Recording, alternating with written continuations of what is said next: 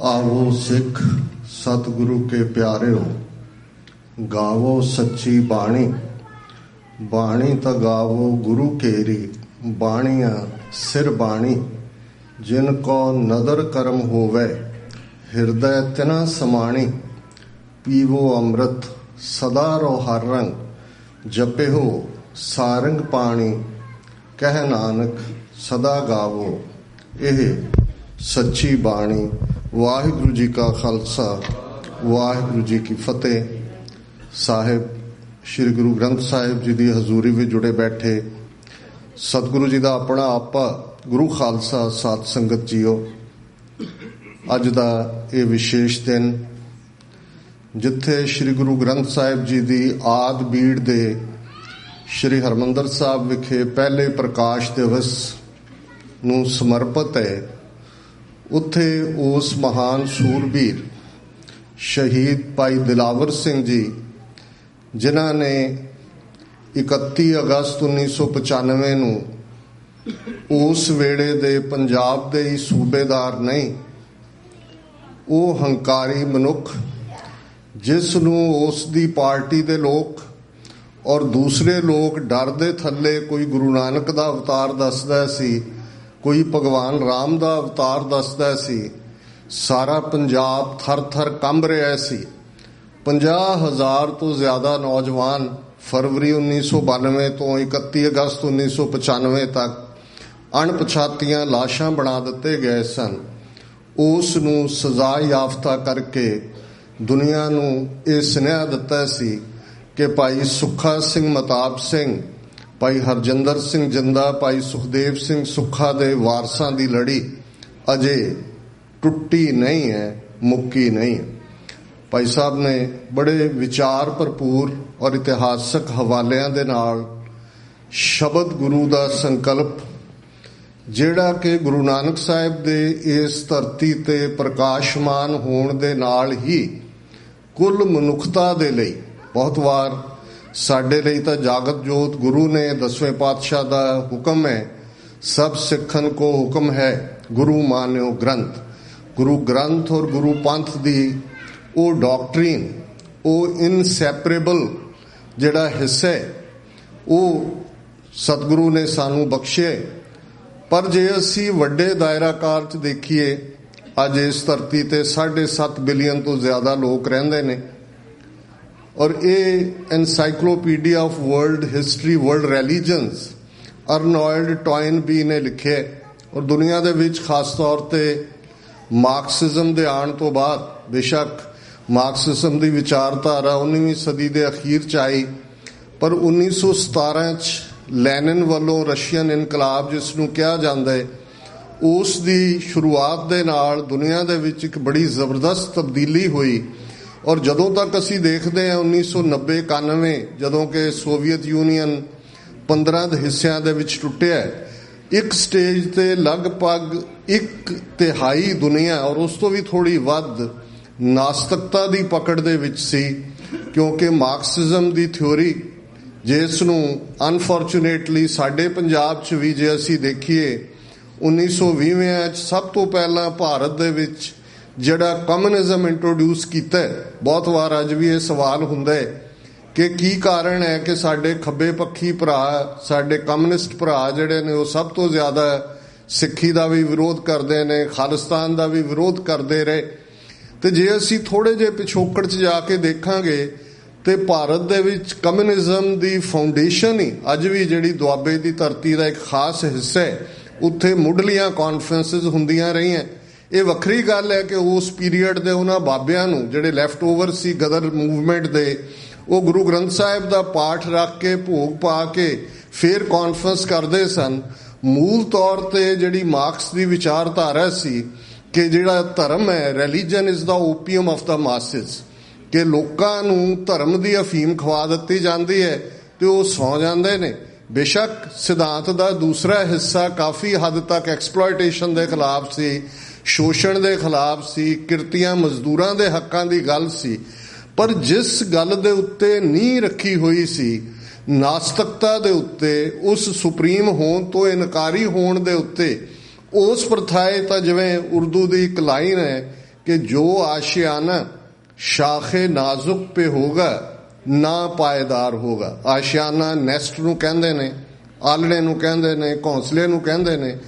आलਣਾ ਤੁਹਾਡਾ ਜਿੰਨਾ ਮਰਜ਼ੀ ਖੂਬਸੂਰਤ ਹੋਏ, ਪਰ ਜੇ ਉਸ ਨੂੰ ਤੁਸੀਂ ਇੱਕ ਨਾਜ਼ੁਕ ਟਾਹਣੀ ਦੇ ਉੱਤੇ ਬਣਾਇਆ ਤੇ ਅਲਟੀਮੇਟਲੀ ਉਸ ਟਾਹਣੀ ਨੇ ਬੈਂਡ ਕਰਨਾ, ਉਸ ਆਲਣੇ ਨੇ ਡਿੱਗ ਪੈਣਾ।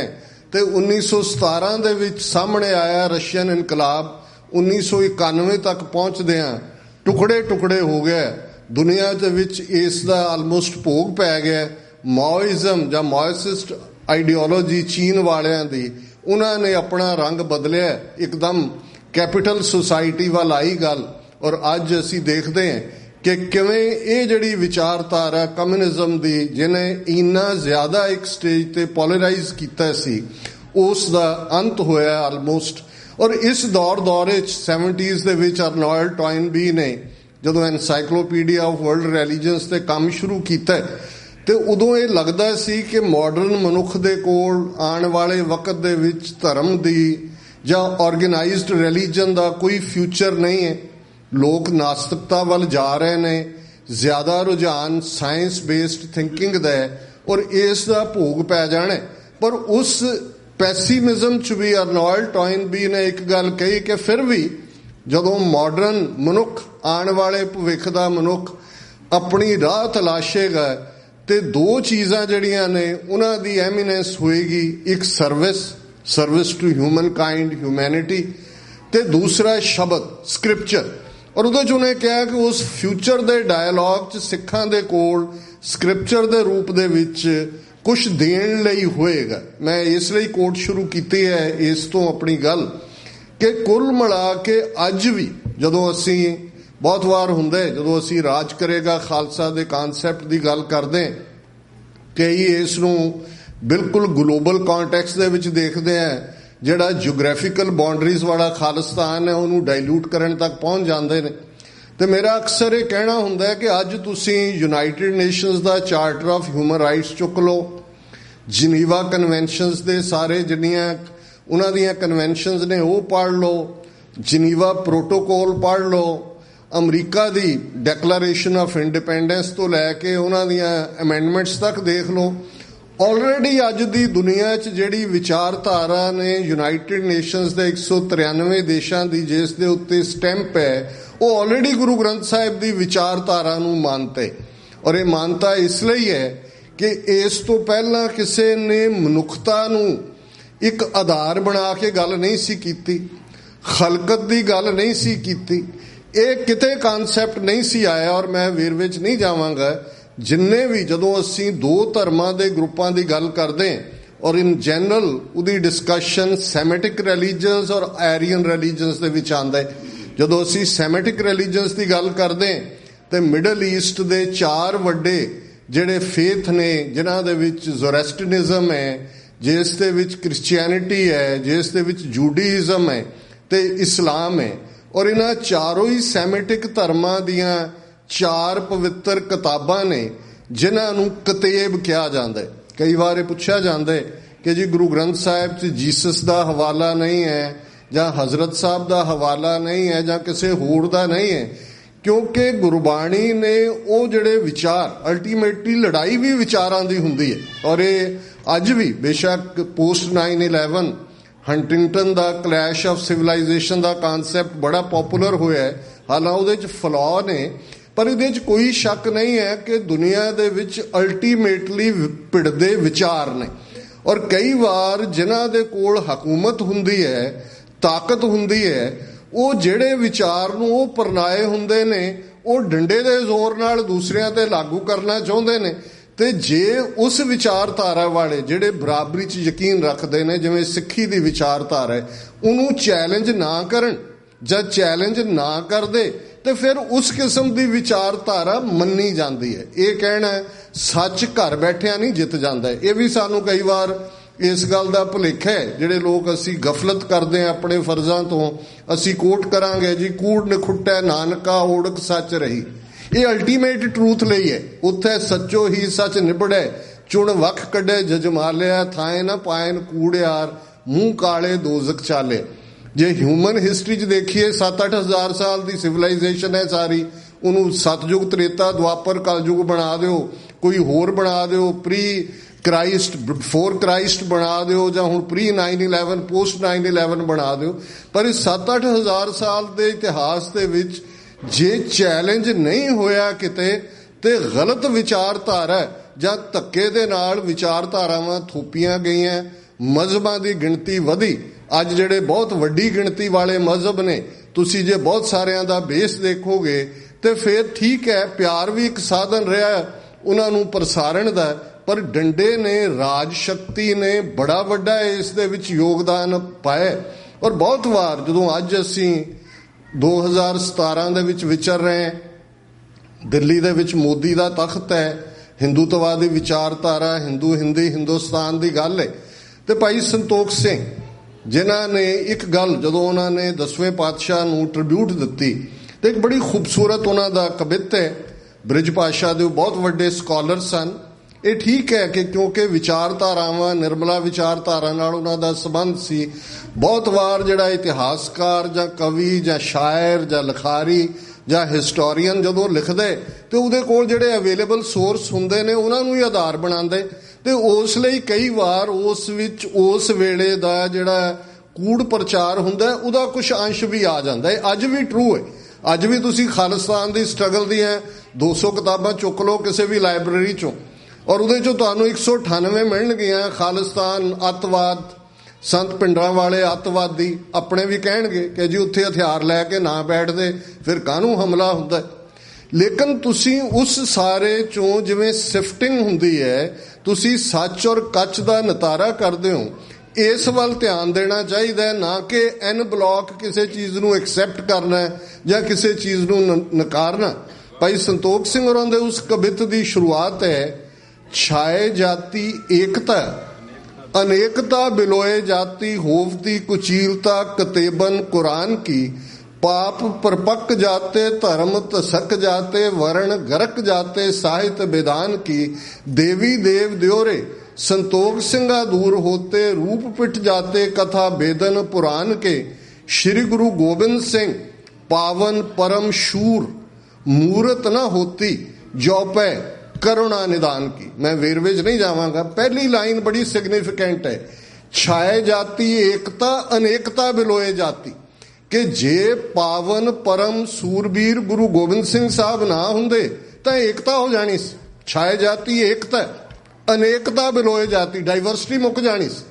ਹੁਣ ਗੱਲ ਜੇ ਏਕਤਾ ਦੀ ਕਰੀਏ, ਅੱਜ ਜਿਹੜੇ ਏਕਤਾ ਅਖੰਡਤਾ ਦਾ ਮੰਤਰ ਪੜ੍ਹਦੇ ਨੇ ਔਰ ਹਰ ਇੱਕ ਦੇ ਸੰਗ ਚੋਂ ਲੰਘਾਉਣਾ ਚਾਹੁੰਦੇ ਨੇ ਕਿ ਵੰਦੇ ਮਾਤਰਮ ਪੜ੍ਹੋ ਕਿ ਇਹ ਧਰਤੀ ਜਿਹੜੀ ਹੈ ਮਾਂ ਹੈ, ਤੇ ਅਸੀਂ ਪੜ੍ਹਦੇ ਹਾਂ ਗਰਦਬ ਪ੍ਰੀਤ ਭਸਮ ਸੰਗ ਹੋਏ, ਕਿ ਗਧਾ ਜਿਹੜਾ ਉਹ ਮਿੱਟੀ ਨੂੰ ਪਿਆਰ ਕਰਦਾ, ਲਿਟਦਾ ਮਿੱਟੀ ਦੇ ਵਿੱਚ ਚੰਦਨ ਲੇਪ ਉਤਾਰੇ ਧੋਏ ਉਹਨੂੰ ਭਾਵੇਂ ਤੁਸੀਂ ਚੰਦਨ ਦਾ ਲੇਪ ਕਰੋ।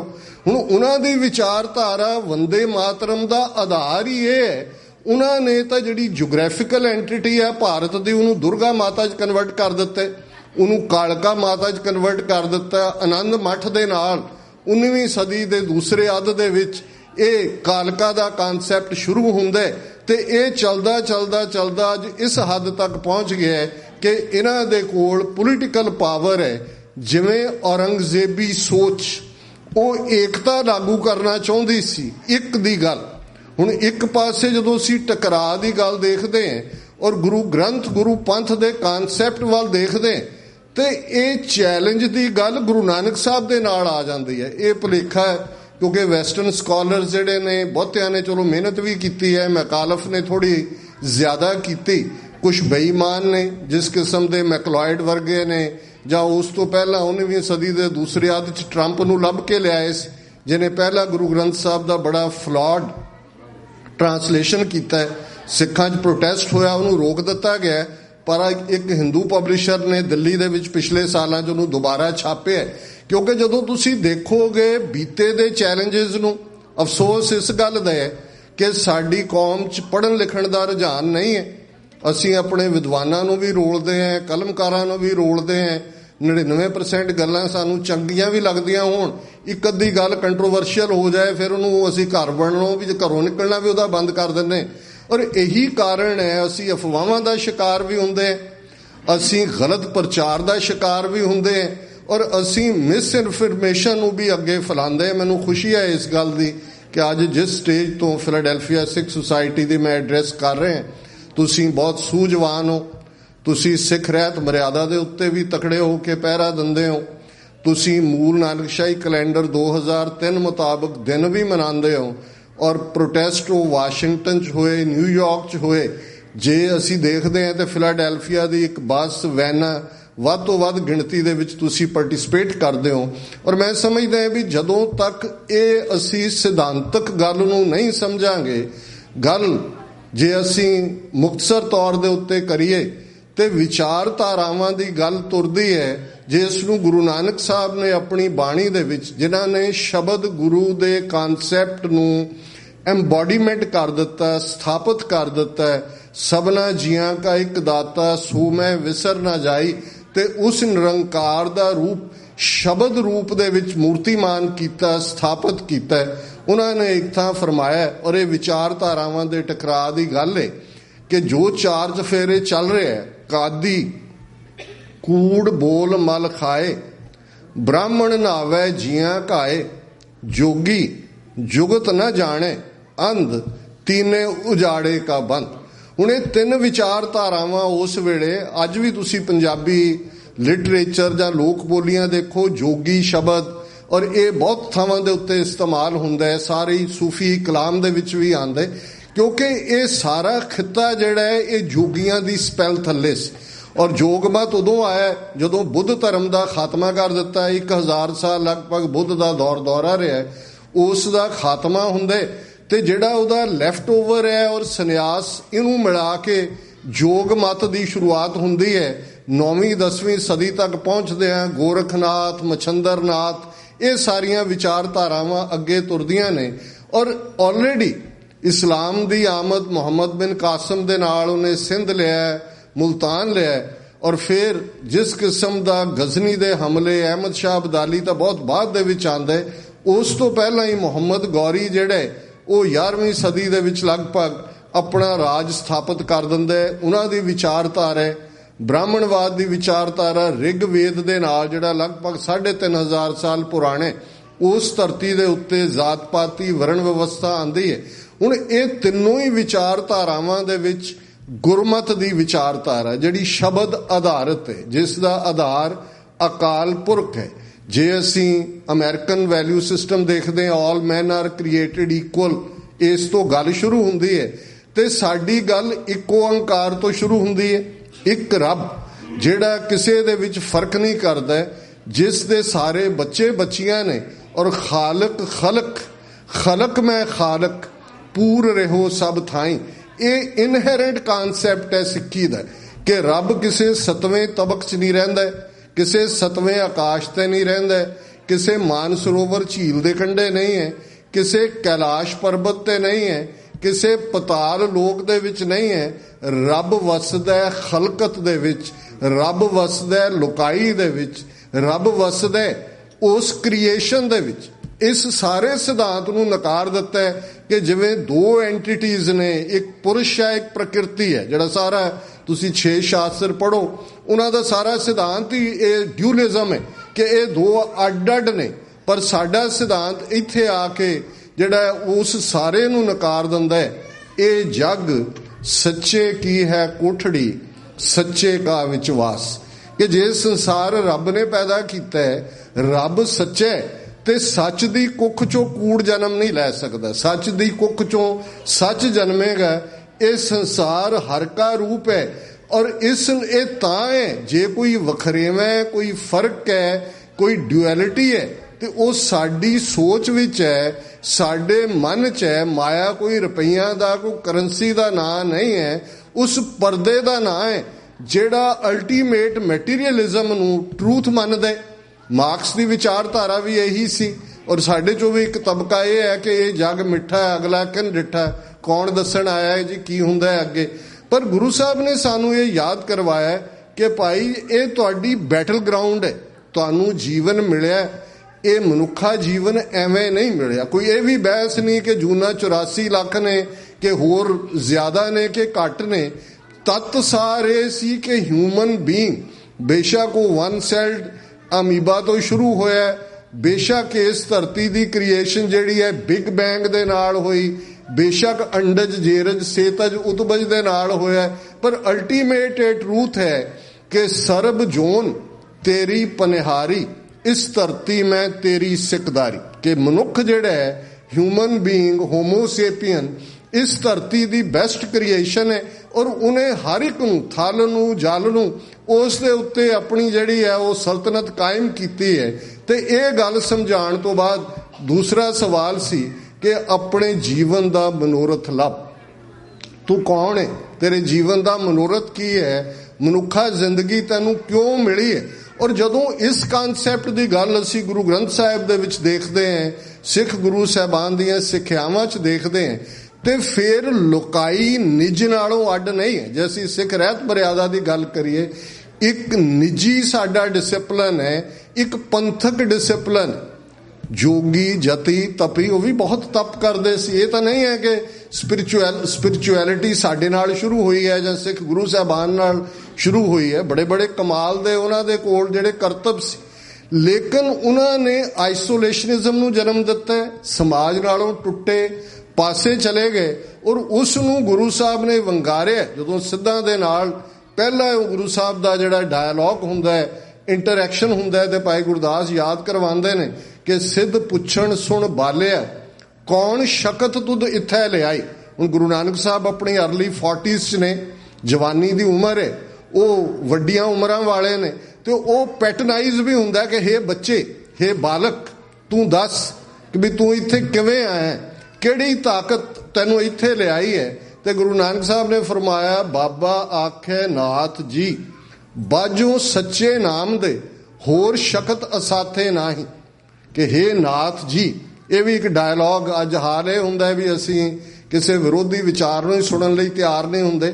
ਲੇਕਿਨ ਜੇ ਤੁਸੀਂ ਸਿੱਧ ਗੋਸ਼ਟ ਪੜ੍ਹਦੇ ਹੋ, ਜਿਹਦੀ ਬਹੁਤ ਘੱਟ ਇੰਟਰਪ੍ਰੀਟੇਸ਼ਨ ਹੁੰਦੀ ਹੈ ਸੰਗਤ, ਜੇ ਅਸੀਂ ਸਿੱਧ ਗੋਸ਼ਟ ਦੇਖੀਏ ਕਿ ਡਾਇਲੋਗ ਕਿਵੇਂ ਇਵੋਲਵ ਹੁੰਦਾ ਹੈ, ਔਰ ਉਸ ਡਾਇਲੋਗ ਦੇ ਇਵੋਲਵ ਨੂੰ, ਲਰਨਿੰਗ ਨੂੰ ਹੀ, ਜਦੋਂ ਗੁਰੂ ਨਾਨਕ ਸਾਹਿਬ ਨੇ ਫਰਮਾਇਆ, ਜਬ ਲਗ ਦੁਨੀਆ ਰਹੀ ਹੈ ਨਾਨਕ, ਕਿਛ ਸੁਣੀਏ ਕਿਛ ਕਹੀਏ। ਕਹਿਣ ਤੋਂ ਪਹਿਲਾਂ ਸੁਣਨ ਦੀ ਗੱਲ ਹੈ। ਜਦੋਂ ਤੱਕ ਤੁਸੀਂ ਰਾਈਵਲ ਦਾ ਵਿਊ ਪੁਆਇੰਟ ਸੁਣੋਗੇ ਨਹੀਂ, ਤੁਹਾਡਾ ਜਿਹੜਾ ਦਾਇਰਾਕਾਰ ਹੈ ਸੋਚ ਦਾ, ਉਹ ਵਿਸ਼ਾਲ ਨਹੀਂ ਹੁੰਦਾ। ਹੁਣ ਉਹ ਸਾਰਾ ਡਾਇਲੋਗ ਇਸ ਗੱਲ ਦੇ ਉੱਤੇ ਹੀ ਬਿਲਟ ਹੁੰਦਾ ਹੈ। ਤੇ ਗੁਰੂ ਨਾਨਕ ਸਾਹਿਬ ਨੇ ਉਹਨਾਂ ਨੂੰ ਇਹ ਕਾਊਂਟਰ ਕੀਤਾ ਇਹ ਕਹਿ ਕੇ ਕਿ ਸਿੱਧ ਛਿਪ ਬੈਠੇ ਪਰਬਤੀ, ਕੌਣ ਧਰਤ ਕੋ ਪਾਰ ਉਤਾਰ। ਕਿ ਤੁਸੀਂ ਸਿਆਣੇ ਲੋਕ ਸੀ ਸਮਾਜ ਦੇ, ਤੁਸੀਂ ਅੱਛੇ ਇੰਟੈਲੈਕਚੁਅਲਸ, ਤੁਸੀਂ ਤਾਂ ਭੱਜ ਆਏ। ਤੇ ਜਿਹੜਾ ਬਾਕੀ ਧਰਤੀ ਹੈ ਉਹ ਫਿਰ ਕਿਹਦੇ ਹਵਾਲੇ ਹੈ? ਉਹਦੇ 'ਚ ਚੋਰ, ਉਚੱਕੇ, ਰੌਗ, ਰਾਸਕਲਸ, ਜਿਵੇਂ ਦੇ ਅੱਜ ਭਾਰਤ ਦੇ ਰੂਲਰ ਨੇ। ਔਰ ਗੁੰਡਿਆਂ ਦਾ ਰਾਜ ਕਿਹਨੂੰ ਕਹਿੰਦੇ ਨੇ? ਕਦੇ ਚਰਚਲ ਨੇ ਕਿਹਾ ਜਦੋਂ ਹਾਊਸ ਆਫ ਕਾਮਨਸ ਦੇ ਵਿੱਚ ਪੇਸ਼ ਹੋਇਆ freedom of India act, party ਹਾਰ ਗਈ ਸੀ ਚਰਚਲ ਦੀ, ਕੰਜ਼ਰਵੇਟਿਵ ਪਾਰਟੀ, ਪਰ ਉਹਦੀ ਉਹ ਸਪੀਚ ਅੱਜ ਵੀ ਜੇ ਤੁਸੀਂ ਕੱਢ ਕੇ ਦੇਖੋ ਤੇ 70 ਸਾਲ ਬਾਅਦ ਲੱਗਦਾ ਹੈ ਵੀ ਇਹ ਕੋਈ ਵੱਡਾ ਨਜੂਮੀ ਸੀ ਚਰਚਲ, ਕਿ ਜਿਹਨੇ ਇਹ ਕਿਹਾ ਕਿ ਵੀ ਤੁਸੀਂ ਕੀ ਕਰ ਰਹੇ ਹੋ। ਉਹਨੇ ਕਿਹਾ ਐਟਲੀ ਨੂੰ ਕਿ you are handing over the reins of the government in the hands of rogues, rascals, scoundrels. ਔਰ ਵੇਰਵੇ ਨਾਲ ਕਿਹਾ ਕਿ ਉਹਨੇ ਕਿਹਾ ਕਿ hundreds of thousands of Indians will suffer and blood of those millions of Indians will be on your head, Mr. Attlee।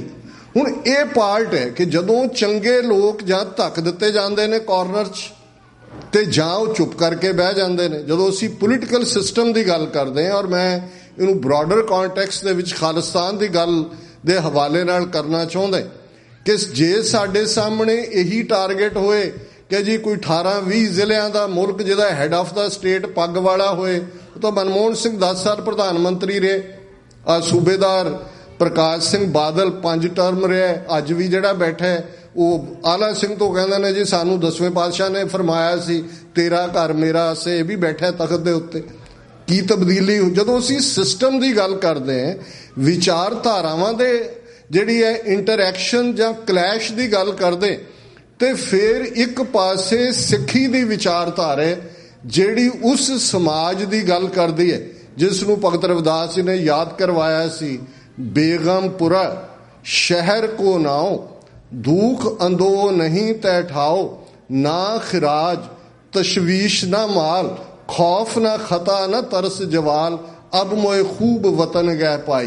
कि ये है जिथे बेगम है, जिथे कोई बेमतलब टैक्स नहीं ने, कोई खौफ नहीं है, कोई अद्धी रात नूं पुलिस की धाड़ आके तुहाडे जवान पुत्र चुक के नहीं लै जांदी, तुहानूं ये डर दे थल्ले नहीं रखिया जांदा।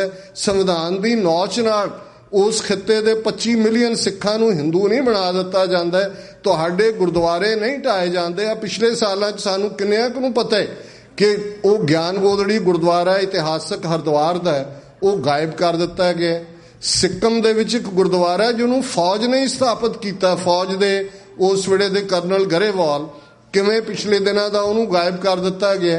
ये हुंदा है जदों पोलीटिकल पावर इस गल दे उत्ते आ जाती है कि किसी विचारधारा नूं मिटाने, तो फिर वो जे लोग लभ लैंदे है। उन्होंने किहड़े चंदू गंगू कौन सन, सुच्चा आनंद लखपत राय, 22 धार दे पहाड़ी राजे। और जे असीं इस कॉन्टैक्स दे विच देखिए कि अल्टीमेटली सिੱਖੀ ਦੀ विचारधारा उस समाज की गल करदी है जिसनूं गुरु अर्जन साहब ने होर एलैबोरेट किया है, जदों गुरु साहब ने फरमाया हुण हुक्म होआ मेहरबान दा, पै कोई न किसे रिंझाण दा, सब सुखाली उठिया हुण होआ हलेमी राज जियो। हुण बहुत वार जिहड़े साडे इंटरप्रेटर ने जां तो एथरीअल रीजन च लै जांदे ने, ईथर च लै जांदे ने कि वो जिवें राज जिहड़ा उत्ते कोई रूहानी दुनिया दे विच है, जां अज दे वो ने जिहड़े कि प्रैक्टिकल ग्राउंड रियलिटी नूं समझे बिना सारे संसार नूं सिख बना देना है। असीं सारा संसार सिख बन जाएगा। मैं कहा जी पहला ही सारे संसार दे जिन्ने प्रोटोकॉल कन्वेंशनस लॉ ने वो सिੱਖੀ मुताबिक ही ने। ऑलरेडी गुरु ग्रंथ साहिब की प्लूरल विचारधारा, हर एक नूं एक्सैप्ट करने की विचारधारा, right of worship already international concept बन गए जिहड़ा कि उस जमाने च नहीं सी। अज जदों असीं गल करते हैं उस खिते दे विच, अज दे च कोई शक नहीं है कि 1 बिलियन 300 मिलियन लोगों का मुल्क अज उस हिंदूतवाद दे जबाड़े दे विच असीं साडी विचारधारा फस गई है, जिस विचारधारा की प्रेरणा नाजी विचारधारा चों निकलदी। पहले ही इन्हां दी इनटॉलरेंस है, ये कहना कि जी बहुत टॉलरेंट जिहड़ा आया असीं उहनूं अपना बना लिया। नहीं, जे तुसीं 20वीं सदी की बिगिनिंग च ब्रिटिश खुफिया रिपोर्ट्स भी पढ़ो, उन्होंने भी इस गल नूं कहा, उदों ये चल रहा सी 19वीं सदी के अखीरले हिस्से च भी कि दलीप सिंह आएगा। पिछले दिनों ब्लैक प्रिंस मूवी भी आई, बहुत अच्छा एक अटैम्प्ट है इस लाइन के उत्ते, पर बहुत कुछ ऐसा जिहड़ा बिहाइंड द कर्टन चल रहा सी। उन्होंने कहा जी जिहड़े सिख ने उन्हां च ते खुशी है इस गल की, जदों उन्होंने ये पता लगता है कि भी उन्हों का और उहदा तां सबूत है कि कलकत्ते के एक होटल च ठहरिया होया दलीप सिंह, और एक सिख रेजिमेंट की एक यूनिट शायद किसी पासों आके कलकत्ता रुकती है, उन्होंने पता लगता है भी साडा महाराजा होटल च आया होया, और वो पूरे दे पूरे उत्थे पहुँच के गार्ड ऑफ ऑनर देन पहुँच जाते हैं। हुण सानू जदों असीं अज भी गल करते हैं, कई बार हुंदा है जी असीं तां राजे हैं, मोनार्की च यकीन ही नहीं करते, फिर महाराजा रणजीत सिंह बरसी। मैं क्या गल ये नहीं है, महाराजियां च पैलेस इंट्रीग भी हुंदी है, कमजोरियां भी हुंदियां ने, गल ये नहीं है। महाराजा रणजीत सिंह उस राज नूं रिप्रजेंट करते सी जिहदे लई 1 सदी असीं स्ट्रगल कीती सी, जिहदे लई असीं सरकारे खालसा जियो है। रणजीत सिंह तखत ते नहीं सी बहिंदा, रणजीत सिंह ने गुरु खालसे दे कानसैप्ट नूं बेशक जे अकाल तखत अगे वो आके झुकदा सी, सो ज़ाहिर है सरकारे खालसा साडी एक ताकतदार न्याय। जे असीं ये गल करते हैं, यूरोपीयन जिहड़े उस पीरीयड दे हिस्टोरीयन भी ने वो इस गल नूं मनदे ने कि जिन्नी प्रॉस्परस स्टेट, और वो स्टेट जिहदे च लगभग 85% जिहड़े ने उन गैर सिख रहिंदे ने, मुसलमान ने, हिंदू ने। अज हाल देखिए जो नैटो फोर्सिस का अफगानिस्तान च होया जां जिसनूं इलाका गैर कहंदे ने उत्थे होया, और साडे जरनैल भी असीं जे देखिए जनरल हरी सिंह नलूआ, अकाली फूला सिंह जां उस बेल्ट तक जाना और फिर किसी नूं मौत की सज़ा ना देना।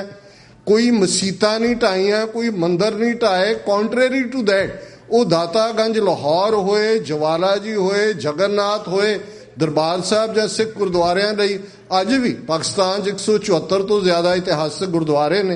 कोई गुरुद्वारा ऐसा नहीं है जिहदे नाल कई मुरब्बे जमीन ना होए।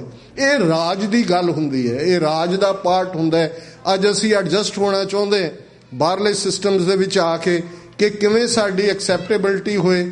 ਉਹ ਪਾਰਟ ਸੀ ਕਿ ਭਾਈ ਕਾਹਨ ਸਿੰਘ ਨਾਭਾ ਨੇ ਮਹਾਨ ਕੋਸ਼ 50 ਤੋਂ ਜ਼ਿਆਦਾ ਯੂਰਪੀਅਨਸ, ਅਮਰੀਕਨਸ, ਰਸ਼ੀਅਨ ਨਾਂ ਦਿੱਤੇ ਨੇ। ਉਹਨਾਂ 'ਚ ਕੋਈ ਜਨਰਲ ਐਲਾਰਡ ਹੈ, ਕੋਈ ਜਨਰਲ ਵੈਂਤੁਰ ਹੈ, ਇਹਨਾਂ ਸਾਰਿਆਂ ਦੇ। ਜੇ ਅਸੀਂ ਇਸ ਕਨਸੈਪਟ ਨੂੰ ਦੇਖਾਂਗੇ, ਸ਼ਹੀਦ ਭਾਈ ਦਿਲਾਵਰ ਸਿੰਘ ਦਾ ਰੁਤਬਾ ਬਹੁਤ ਵੱਡਾ ਰੁਤਬਾ ਹੈ, ਪਰ ਗੱਲ ਕੰਟੈਕਸਟ ਨੂੰ ਸਮਝਣ ਦੀ ਹੈ। ਜੇ ਤਾਂ ਇਹਨੂੰ ਇੱਕ ਪੋਲੀਟੀਕਲ ਅਸੈਸੀਨੇਸ਼ਨ ਦੇਖਣਾ, ਫਿਰ ਤਾਂ ਪੋਲੀਟੀਕਲ ਅਸੈਸੀਨੇਸ਼ਨਸ ਹਰ ਥਾਂ ਤੇ ਹੁੰਦੀਆਂ ਨੇ, ਔਰ ਜਿਹੜੀ ਧਿਰ ਕਰਨ ਵਾਲੀ ਹੁੰਦੀ ਹੈ ਉਹਦੀ ਇੱਕ ਜਸਟੀਫਿਕੇਸ਼ਨ ਹੁੰਦੀ ਹੈ। ਭਾਈ ਦਿਲਾਵਰ ਸਿੰਘ ਉਸ ਸੋਚ ਦੀ ਰਿਪਰੈਜ਼ੈਂਟੇਸ਼ਨ ਹੈ। ਉਹ ਇੱਕ ਸਪੋਰਟਸਮੈਨ ਹੈ। ਉਹ ਪੁਲਿਸ ਦੇ ਵਿੱਚ ਕੋਈ 10-10 ਲੱਖ ਰਿਸ਼ਵਤ ਦੇ ਕੇ ਨਹੀਂ ਗਿਆ, ਜਿਵੇਂ ਅੱਜ ਵੀ ਜਾਂਦੇ ਨੇ। ਉਹ ਸਪੋਰਟਸਮੈਨ ਦੇ ਕੋਟੇ 'ਚੋਂ ਆਏ। ਉਸ ਦੀ ਆਮ ਜ਼ਿੰਦਗੀ, ਔਰ ਪਿਛਲੇ ਸਾਲ ਉਹਨਾਂ ਦੇ ਮਾਤਾ ਜੀ ਸਟਾਕਟਨ ਕੈਲੀਫੋਰਨੀਆ ਆਏ ਹੋਏ ਸਨ, ਉਹਨਾਂ ਨਾਲ ਕੁਝ ਵਕਤ ਗੁਜ਼ਾਰਨ ਦਾ ਮੈਨੂੰ ਮੌਕਾ ਮਿਲਿਆ। ਇੱਕ ਅੰਮ੍ਰਿਤਧਾਰੀ ਪਰਿਵਾਰ, ਪਿਤਾ ਜੀ ਉਹਨਾਂ ਦੇ ਪੰਜਾਬੀ ਯੂਨੀਵਰਸਿਟੀ ਪਟਿਆਲਾ ਚੰਗੀ ਨੌਕਰੀ ਤੇ ਮੈਂ ਉਹਨਾਂ ਦੇ ਮਾਤਾ ਜੀ ਨੂੰ ਪੁੱਛ ਰਿਹਾ ਸੀ, ਮੈਂ ਕਿਹਾ ਜੀ ਮੈਨੂੰ ਦੱਸੋ ਕੁਝ ਦਿਲਾਵਰ ਸਿੰਘ ਹੋਰਾਂ ਬਾਰੇ। ਉਹਨੇ ਕਿਹਾ ਜੀ ਬਹੁਤ ਚੰਗਾ, ਜਦੋਂ ਵੀ ਆਣਾ ਦੋਸਤਾਂ 'ਚ ਵੀ ਹੱਸਣਾ ਖੇਡਣਾ। ਦੂਜਾ, ਸਾਨੂੰ ਤਾਂ ਅੰਦਾਜ਼ਾ ਵੀ ਨਹੀਂ ਸੀ। ਉਹਨਾਂ ਕਿਹਾ ਵੀ ਜਦੋਂ ਅਸੀਂ 31 ਅਗਸਤ ਦੀ ਸ਼ਾਮ ਨੂੰ ਇਹ ਖਬਰ ਸੁਣੀ, ਘਰ ਦੇ ਵਿੱਚ ਅਸੀਂ TV ਲਾਇਆ ਹੋਇਆ ਸੀ ਕਿ ਭਾਈ ਬੇਅੰਤ ਸਿੰਘ ਮਾਰਿਆ ਗਿਆ, ਅਸੀਂ ਵੀ ਖੁਸ਼ ਹੋਏ ਕਿ ਵੀ ਚਲੋ ਇਹਨੇ ਲੋਕਾਂ ਨੂੰ ਬਹੁਤ ਸਤਾਇਆ ਹੋਇਆ ਸੀ, ਬੜਾ ਜ਼ੁਲਮ ਕੀਤਾ ਸੀ। ਕਹਿੰਦੇ ਉਦੋਂ ਸਾਨੂੰ ਵੀ ਨਹੀਂ ਸੀ ਪਤਾ। ਸਵੇਰੇ 1-1:30 ਵਜੇ ਜਦੋਂ ਪੁਲਿਸ ਦਾ ਛਾਪਾ ਪਿਆ, ਸਾਨੂੰ ਵੀ ਚੁੱਕ ਕੇ ਲੈ ਗਏ। ਫਿਰ ਉਹਨਾਂ ਦੱਸਿਆ ਕਿ ਕੀ ਸਾਰੇ ਪਰਿਵਾਰ ਨੂੰ ਕਿਸ ਚੋਂ ਲੰਘਣਾ ਪਿਆ। ਸੋ ਇਹ ਉਹ ਹੀਰੇ ਨੇ ਜਿਹੜੇ ਬੇਸ਼ੱਕ ਤੁਰੇ ਇੱਕ ਰਸਤੇ ਤੇ ਹੁੰਦੇ ਨੇ। ਉਹਨਾਂ ਦੇ ਸਾਹਮਣੇ ਉਹਨਾਂ ਦਾ ਕਰੀਅਰ ਵੀ ਹੁੰਦਾ ਹੈ, ਜ਼ਿੰਦਗੀ ਵੀ ਹੁੰਦੀ ਹੈ, ਪਰ ਇਹ ਗੁਰੂ ਨਾਨਕ ਸਾਹਿਬ ਦੀ ਵਿਚਾਰਧਾਰਾ ਦਾ ਕ੍ਰਿਸ਼ਮਾ ਹੈ। ਜਦੋਂ ਅਸੀਂ ਗੱਲ ਕਿਸੇ ਵੀ ਕੰਟੈਕਸਟ ਕਰਦੇ ਹਾਂ ਤੇ ਆਧਾਰ ਉਹ ਵਿਚਾਰਧਾਰਾ। ਜੇ ਗੁਰੂ ਨਾਨਕ ਸਾਹਿਬ ਨੇ ਇਹ ਪੈਰਾਮੀਟਰ ਨਾ ਰੱਖਿਆ ਹੁੰਦਾ ਵੇਲੇ ਦੇ ਹਾਕਮਾਂ ਨੂੰ ਚੈਲੰਜ ਕਰਨ ਦਾ, ਰਾਜੇ ਸ਼ੀਂਹ ਮੁਕੱਦਮ ਕੁੱਤੇ, ਜਾਏ ਜਗਾਇਨ ਬੈਠੇ ਸੁੱਤੇ, ਚਾਕਰ ਨਹਿੰਦਾ ਪਾਇਨ ਘਾਓ, ਰੱਤ ਪਿੱਤ ਕੁੱਤਿਓ ਚੱਟ ਜਾਓ, ਇਸ ਤੋਂ ਸਟਰੋਂਗਰ ਸਟੇਟਮੈਂਟ ਕਿਹੜੇ ਪ੍ਰੋਫਿਟ ਨੇ ਕਿਹੜੇ ਵਕਤ ਦੇ ਵਿੱਚ ਦਿੱਤੀ ਹੈ ਵੇਲੇ ਦੇ ਹਾਕਮਾਂ ਦੇ ਖਿਲਾਫ? ਕਿ ਇਹ ਜਿਹੜੇ ਰਾਜੇ, ਇਹ ਸ਼ੇਰ, ਇਹਨਾਂ ਦੇ ਮੁਕੱਦਮ ਅਹਿਲਕਾਰ, ਆ ਸਾਰੇ ਸੂਬੇਦਾਰ ਜਿਹੜੇ ਅੱਜ ਵੀ ਨੇ, ਅੱਗੋਂ ਉਹਨਾਂ ਦੇ ਟੌਂਟ ਬਟੌਂਟ ਦੇਸ਼ਾਂ ਵਿਦੇਸ਼ਾਂ ਦੇ ਵਿੱਚ, ਕਿ ਇਹ ਮੁਕੱਦਮ ਕੁੱਤੇ ਨੇ। ਔਰ ਲੋਕਾਂ ਨੂੰ ਇਹ ਜਾਏ ਜਗਾਇਨ ਬੈਠੇ ਸੁੱਤੇ, ਇਹ ਸਾਰਾ ਹੀ ਜਿਹੜਾ ਸਿਸਟਮ ਹੈ। ਔਰ ਜੇ ਬਾਬਰ ਦੇ ਹਮਲੇ ਦੀ ਗੱਲ 1526 ਚੋਂ ਆਉਂਦੇ, ਚੋਇਸ ਹੈ ਗੁਰੂ ਸਾਹਿਬ ਕੋਲ, ਖੱਬੇ ਸੱਜੇ ਵੀ ਨਿਕਲ ਸਕਦੇ ਸੀ। ਆਏ ਨੇ ਭਾਈ ਲਾਲੋ ਦੇ ਘਰ, ਜਦੋਂ ਅਸੀਂ ਤਲੰਗ ਰਾਗ ਔਰ ਆਸਾ ਰਾਗ ਦੇ ਉਹ ਸ਼ਬਦ ਪੜ੍ਹਦੇ, ਔਰ ਸਾਡੇ ਰਾਗੀ ਸਿੰਘ ਬੜੇ ਵੈਰਾਗ ਦੇ ਵਿੱਚ ਉਹਨਾਂ ਨੂੰ ਗਾਇਨ ਕਰਦੇ ਨੇ, ਤੇ ਉਹ ਸਿਰਫ ਇੱਕ ਵੈਰਾਗ ਜਾਂ ਅੱਖਾਂ 'ਚੋਂ ਅਥਰੂ ਵਗਾਉਣ ਤੱਕ ਨਾ ਮਹਿਦੂਦ ਹੋਣ। ਉਹਨਾਂ ਦੇ ਵਿੱਚ ਇੱਕ ਚੈਲੰਜ ਹੈ ਕਿ ਖੁਰਾਸਾਨ ਖਸਮਾਨਾ ਕੀਆ ਹਿੰਦੁਸਤਾਨ ਡਰਾਇਆ, ਆਪੇ ਦੋਸ਼ ਨਾ ਦੇਈ ਕਰਤਾ, ਜਮ ਕਰ ਮੁਗਲ ਚੜਾਇਆ, ਏਤੀ ਮਾਰ ਪਈ ਕੁਰਲਾਣੇ, ਤੈਂਕੀ ਦਰਦ ਨਾ ਆਇਆ। ਹੁਣ ਇੱਕ ਪਾਸੇ ਇਹ ਹੈ ਹਿਊਮੈਨੀਟੇਰੀਅਨਿਜ਼ਮ, ਜਿਹਨੂੰ ਅਸੀਂ ਹਿਊਮੈਨਿਟੀ ਦੀ ਗੱਲ ਕਰਦੇ ਹਾਂ। ਇੱਕ ਪਾਸੇ ਉਹ ਇਨਸਾਨੀਅਤ ਦਾ ਦਰਦ ਹੈ, ਤੇ ਦੂਸਰੇ ਪਾਸੇ ਮੁਗਲਾਂ ਨੂੰ ਚੈਲੰਜ ਹੈ ਕਿ ਤੁਸੀਂ ਜਮਦੂਤ ਹੋ, ਮੈਸੇਂਜਰ ਆਫ ਡੈਥ ਹੋ, ਤੁਹਾਡੇ ਚੋਂ ਮੌਤ ਨਿਕਲਦੀ ਹੈ। ਤੇ ਜੇ ਔਰਤਾਂ ਦੇ ਅੱਜ ਬੜੀ ਗੱਲ ਹੁੰਦੀ ਹੈ, ਫੈਮਿਨਿਜ਼ਮ ਬੜਾ ਹੈ ਦੁਨੀਆ ਦੇ ਵਿੱਚ। ਅਮਰੀਕਾ 'ਚ ਵੀ 1920 'ਚ ਔਰਤਾਂ ਨੂੰ ਵੋਟਾਂ ਦਾ ਹੱਕ ਪਹਿਲੀ ਵਾਰ ਮਿਲਿਆ। ਅਜੇ ਵੀ ਇਹ ਸਟਰਗਲ ਹੁੰਦੀ ਹੈ ਕਿ ਇੱਕੋ ਜੌਬ ਲਈ ਕਿਸੇ ਦੀ ਤਨਖਾਹ ਘੱਟ ਹੈ, ਕਿਸੇ ਦੀ ਵੱਧ ਹੈ। ਤੇ ਇੱਥੇ ਗੁਰੂ ਨਾਨਕ ਸਾਹਿਬ ਜਦੋਂ ਉਸ ਜ਼ੁਲਮ ਦਾ ਸ਼ਿਕਾਰ ਔਰਤਾਂ ਵੱਲ ਦੇਖਦੇ ਨੇ, ਤੇ ਫਿਰ ਉਹਨਾਂ ਦੇ ਸਾਹਮਣੇ ਕੋਈ ਹਿੰਦੂ ਮੁਸਲਮਾਨ ਸਿੱਖ ਦਾ ਕੋਈ ਵਖਰੇਵਾ ਨਹੀਂ ਹੈ। ਮੁਸਲਮਾਨੀਆਂ ਪੜ੍ਹੇ ਕਿਤਾਬਾਂ, ਕਸ਼ਟ ਮੇ ਕਰੈ ਖੁਦਾਏ ਵੇ ਲਾਲੋ, ਜਾਤ ਸਨਾਤੀ ਹੋਰ ਹਿੰਦਵਾਣੀਆਂ, ਇਹ ਵੀ ਲੇਖਾ ਲਾਏ ਵੇ ਲਾਲੋ। ਉੱਚੀ ਜਾਤ ਦੀਆਂ, ਨੀਵੀਂ ਜਾਤ ਦੀਆਂ ਮੁਸਲਮਾਨ ਔਰਤਾਂ ਸਾਰੀਆਂ ਉਸ ਕਸ਼ਟ ਦੇ ਵਿੱਚ ਨੇ ਕਿ ਭਾਈ ਇਹ ਹਾਲ ਕਰ ਦਿੱਤਾ ਕਿ ਜਿਨ ਕੇ ਬੰਕੇ ਘਰੀ ਨਾ ਆਇਆ, ਤਿਨ ਕਿਮ ਰਹਿਣ ਵਿਹਾਇਆ, ਕਿ ਜਿਨ੍ਹਾਂ ਦੇ ਸੋਹਣੇ ਪੁੱਤਰ ਸ਼ਾਮ ਘਰਾਂ ਨੂੰ ਨਹੀਂ ਪਰਤੇ, ਉਹਨਾਂ ਦਾ ਕੀ ਹਾਲ ਹੈ। ਜੇ ਇਹ ਸਾਡੇ ਕੋਲ ਖਜ਼ਾਨਾ ਨਾ ਹੁੰਦਾ, ਤੇ ਇਸ ਖਜ਼ਾਨੇ ਨੂੰ ਗੁਰੂ ਗ੍ਰੰਥ ਸਾਹਿਬ ਦੇ ਰੂਪ 'ਚ 1 ਸਤੰਬਰ 1604 ਨੂੰ ਹਰਮੰਦਰ ਸਾਹਿਬ ਵਿਖੇ ਮੂਰਤੀਮਾਨ ਕਰਨ ਵਾਲੇ ਉਹ ਸ਼ਹੀਦ ਗੁਰੂ ਨਾ ਹੁੰਦੇ। ਸ਼ਹਾਦਤ ਦਾ ਸਫ਼ਰ ਗੁਰੂ ਅਰਜਨ ਸਾਹਿਬ ਦੇ ਨਾਲ ਸ਼ੁਰੂ ਹੁੰਦਾ ਹੈ। ਤੇ ਜੇ ਅਸੀਂ ਟਾਰਚਰ, ਜਿਸ 'ਚੋਂ ਸਾਡੇ ਅੱਜ ਵੀ ਨੌਜਵਾਨ ਇੰਟੈਰੋਗੇਸ਼ਨ ਸੈਂਟਰ ਪੰਜਾਬ ਦਾ ਹਰ ਉਸ ਕਹਾਣੀ, ਉਸ ਦੀ ਇੱਕ ਇੱਟ ਬੋਲ ਕੇ ਦੱਸੇਗੀ ਕਿ ਕਿੰਨੇ ਸਨ ਜਿਨ੍ਹਾਂ ਦੇ ਨਹੁੰ ਖਿੱਚੇ ਗਏ, ਪੁੱਠੇ ਲਟਕਾਏ ਗਏ, ਜਮੂਰਾਂ ਨਾਲ ਮਾਸ ਖਿੱਚੇ ਗਏ, ਅੱਖਾਂ ਕੱਢੀਆਂ ਗਈਆਂ, ਕਿਵੇਂ ਟੌਰਚਰ ਕਰ ਕਰਕੇ ਉਹਨਾਂ ਨੂੰ ਸ਼ਹੀਦ ਕੀਤਾ ਗਿਆ ਤੇ ਉਹਨਾਂ ਦੇ ਮੁਖਾਰਬਿੰਦ ਚੋਂ ਵਾਹਿਗੁਰੂ ਤੋਂ ਬਿਨਾਂ ਕੋਈ ਸ਼ਬਦ ਨਹੀਂ ਨਿਕਲਿਆ। ਕਿੰਨਿਆਂ ਦੀ ਕਹਾਣੀ ਅਸੀਂ ਬਿਆਨ ਕਰਾਂਗੇ। ਕਿੱਥੇ ਨੇ ਉਹ ਸਾਰੇ ਜਦੋਂ ਕਿ ਅਸੀਂ ਅੱਜ ਦੀ ਬਹਾਦਰੀ ਦੀ ਗੱਲ ਕਰਦੇ ਹਾਂ। ਤੁਸੀਂ 30 ਸਾਲ ਪਹਿਲਾਂ ਦਾ ਪੀਰੀਅਡ ਦੇਖੋ, ਕਿਹੋ ਜਿਹਾ ਦੌਰ ਦੌਰਾ ਬਣਾ ਦਿੱਤਾ ਸੀ। ਮਾਸਟਰ ਤਾਰਾ ਸਿੰਘ, ਸੰਤ ਫਤਿਹ ਸਿੰਘ ਮਰਨ ਵਰਤ ਰੱਖਣੇ, ਅਰਦਾਸ ਕੀਤੀ ਹੈ, ਛੱਡ ਦਿੱਤੇ ਹੈ। ਹੁਣ ਇਹ ਡਿਫਰੈਂਟ ਉਹਦੇ ਕੌਨਟੈਕਸਟ ਹੋਣਗੇ, ਪਰ ਇੱਕ ਗੱਲ ਬਿਲਕੁਲ ਜ਼ਾਹਰ ਹੈ ਕਿ ਸਿੱਖਾਂ ਦੇ ਵਿੱਚ ਹੀ ਨਹੀਂ ਦੂਜਿਆਂ ਦੇ ਵਿੱਚ ਵੀ ਇਹ ਗੱਲ ਹਾਸੋਹੀਣੀ ਬਣਦੀ ਜਾ ਰਹੀ ਸੀ ਕਿ ਭਾਈ ਸਿੱਖ ਅਰਦਾਸ ਤੇ ਨਹੀਂ ਖਲੋਂਦੇ, ਇਹ ਅਰਦਾਸ ਕਰਦੇ ਨੇ, ਮੁੱਕਰ ਜਾਂਦੇ ਨੇ। ਪਰ ਦਰਸ਼ਨ ਸਿੰਘ ਫੇਰੂ ਮਾਨ ਨੇ ਉਹ ਕ੍ਰਾਈਟੇਰੀਆ ਸਥਾਪਿਤ ਕਰ ਦਿੱਤਾ ਹੈ। ਪਰ 20ਵੀਂ ਸਦੀ ਦੇ ਮਹਾਨ ਸਿੱਖ ਸੰਤ ਜਰਨੈਲ ਸਿੰਘ ਖਾਲਸਾ ਪਿੰਡਰਾਂਵਾਲਿਆਂ ਦੇ ਰੂਪ 'ਚ ਫਿਰ ਉਹ ਸ਼ਖਸੀਅਤ ਉਭਰੀ ਜਿਨ੍ਹਾਂ ਨੇ ਵੰਗਾਰਿਆ, ਕੌਮ ਨੂੰ ਇਹ ਗੱਲ ਦੱਸੀ ਕਿ ਇਹ ਤੁਹਾਡੀਆਂ ਮੰਗਾਂ ਨਹੀਂ, ਹੱਕ ਨੇ। ਮੰਗਾਂ ਮੰਗੀਆਂ ਜਾਂਦੀਆਂ ਨੇ, ਹੱਕ ਲਏ ਜਾਂਦੇ ਨੇ। ਤੇ ਇਸ ਦੌਰ ਦੀ ਸ਼ੁਰੂਆਤ ਇਹ ਅਸੀਂ ਬਹੁਤ ਵਾਰ ਮੈਂ ਵੀ ਕਹਿੰਦਾ ਕਿ ਜੀ ਅਸੀਂ 29 ਅਪ੍ਰੈਲ 1986 ਨੂੰ ਖਾਲਿਸਤਾਨ ਦਾ ਐਲਾਨਨਾਮਾ ਜਾਂ ਸੰਤਾਂ ਦੇ ਸ਼ਬਦ ਕਿ ਜਿਸ ਦਿਨ ਭਾਰਤੀ ਫੌਜ ਦੇ ਪੈਰ ਦਰਬਾਰ ਸਾਹਿਬ ਦੀ ਹਦੂਦ 'ਚ ਪਏ ਖਾਲਿਸਤਾਨ ਦੀ ਨੀਂਹ ਰੱਖੀ ਜਾਵੇਗੀ। ਪਰ ਇਹ ਸਾਡਾ ਕੌਨਟੈਕਸਟ ਇਹਦੇ 'ਚ ਹੈ, ਰਾਜ ਕਰੇਗਾ ਖਾਲਸਾ, ਸਿੱਖ ਸੋਵਰਨ, ਰਾਜ ਸ਼ਕਤੀ ਦੀ ਗੱਲ ਇਹ 10ਵੇਂ ਪਾਤਸ਼ਾਹ ਦੇ ਰਾਹੀਂ ਐਸਟੈਬਲਿਸ਼ਡ ਹੈ। ਪਰ 47 ਤੋਂ 84 ਤੱਕ ਇਹ ਯਤਨ ਸੀ ਕਿ ਬ੍ਰੌਡਰ ਕੌਨਟੈਕਸਟ ਦੇ ਵਿੱਚ ਅਸੀਂ ਐਡਜਸਟ ਹੋਈਏ। ਉਹਦੇ 'ਚ ਅਸੀਂ ਜ਼ਰਾਇਮ ਪੇਸ਼ਾ ਵੀ ਬਣੇ, ਜ਼ੁਲਮਾਂ ਦਾ ਸ਼ਿਕਾਰ ਵੀ ਹੋਏ। ਔਰ ਇਹ ਗੱਲ ਮੁਕੰਮਲ ਨਹੀਂ ਹੋਏਗੀ ਜੇ ਮੈਂ ਇਹ ਨਾ ਕਹਾਂ ਕਿ 47 ਤੋਂ ਬਾਅਦ ਇੱਕ ਬੜੇ ਵਿਉਂਤਬੱਧ ਤਰੀਕੇ ਨਾਲ ਗੁਰੂ ਗ੍ਰੰਥ ਔਰ ਗੁਰੂ ਪੰਥ ਦੋਨਾਂ ਨੂੰ ਗਨ ਸ਼ਾਟਸ ਥੱਲੇ ਲਿਆਂਦਾ ਗਿਆ। ਕ੍ਰਿਮੀਨਲ ਟ੍ਰਾਈਬ ਦੇ ਨਾਲ ਸ਼ੁਰੂ ਹੋਇਆ ਉਹਨਾਂ ਦਾ ਗੁਰੂ ਪੰਥ ਤੇ ਹਮਲਾ। ਜੂਨ 84 ਦਾ ਘੱਲੂਘਾਰਾ ਹੈ, ਨਵੰਬਰ 84 ਦਾ ਘੱਲੂਘਾਰਾ ਹੈ ਤੇ ਫਿਰ ਲਗਾਤਾਰਤਾ ਨਾਲ 10-12 ਸਾਲ ਇੱਕ ਜਨਰੇਸ਼ਨ ਨੂੰ ਮਾਰ ਮੁਕਾਣਾ, ਬਾਕੀਆਂ ਨੂੰ ਡਰੱਗਸ ਦੇ ਹਵਾਲੇ ਕਰ ਦੇਣਾ। ਇਸ ਤੋਂ ਤੁਸੀਂ ਵਾਕਿਫ ਹੋ। ਤੇ ਜਿਹੜੀਆਂ ਖਬਰਾਂ ਪਿਛਲੇ ਦਿਨਾਂ 'ਚ ਸੌਦਾ ਸਾਧ ਨੂੰ ਲੈ ਕੇ ਇੰਟਰਨੈਸ਼ਨਲ ਮੀਡੀਆ ਦਾ ਵੀ ਸ਼ਿੰਗਾਰ ਬਣੀਆਂ ਨੇ, ਇਹ ਕੋਈ ਗੱਲ ਸੌਦਾ ਸਾਧ ਨਾਲ ਸ਼ੁਰੂ ਨਹੀਂ ਹੋਈ ਤੇ ਸੌਦਾ ਸਾਧ ਨਾਲ ਮੁੱਕਣੀ ਨਹੀਂ ਹੈ। ਜੇ ਤੁਸੀਂ 47 ਤੋਂ ਬਾਅਦ ਦੇਖੋ, ਇੱਕ ਬੜੇ ਸਿਸਟਮੈਟਿਕ ਢੰਗ ਨਾਲ ਗੁਰੂ ਗ੍ਰੰਥ ਸਾਹਿਬ ਦੇ ਬਰਾਬਰ ਇਹ ਦੇਹਧਾਰੀ ਗੁਰੂ ਢੰਗ, ਜੇ ਅਸੀਂ ਇੱਕ ਪਾਸੇ ਅਸਲੀ ਨਿਰੰਕਾਰੀ ਮੂਵਮੈਂਟ ਸੀ, ਬਾਬਾ ਦਿਆਲ ਜੀ ਜਦੋਂ ਕਿ ਸਿੱਖ ਰਾਜ ਗਿਆ, ਬੁੱਤ ਪ੍ਰਸਤੀ ਵੀ ਸਿੱਖਾਂ 'ਚ ਆਈ, ਦਰਬਾਰ ਸਾਹਿਬ ਦੀਆਂ ਪਰਿਕਰਮਾ 'ਚ ਵੀ ਲਿਆ ਕੇ ਬੁੱਤ ਰੱਖੇ ਗਏ। ਔਰ 6 ਸਤੰਬਰ ਨੂੰ ਭਾਈ ਦਿੱਤ ਸਿੰਘ ਹੋਰਾਂ ਦੀ ਯਾਦ ਦਾ ਦਿਨ ਹੈ ਕਿ ਕਿਵੇਂ ਸਿੰਘ ਸਭਾ ਲਹਿਰ ਨੇ ਉਸ ਸਾਰੇ ਕੋਡ ਨੂੰ ਵੱਢਣ 'ਚ ਵੱਡਾ ਰੋਲ ਅਦਾ ਕੀਤਾ। ਇਹ ਉਹ ਪੀਰੀਅਡ ਸੀ ਕਿ ਰਾਵਲਪਿੰਡੀ ਦੀ ਉਸ ਬੈਲਟ 'ਚ ਧੰਨ ਨਿਰੰਕਾਰ ਤੂੰ ਨਿਰੰਕਾਰ, ਇਸ ਦੇ ਨਾਲ ਗੱਲ ਸ਼ੁਰੂ ਹੋਈ ਕਿ ਰੱਬ ਨਿਰਾਕਾਰ ਹੈ, ਉਹ ਬੁੱਤਾਂ 'ਚ ਨਹੀਂ ਹੈ।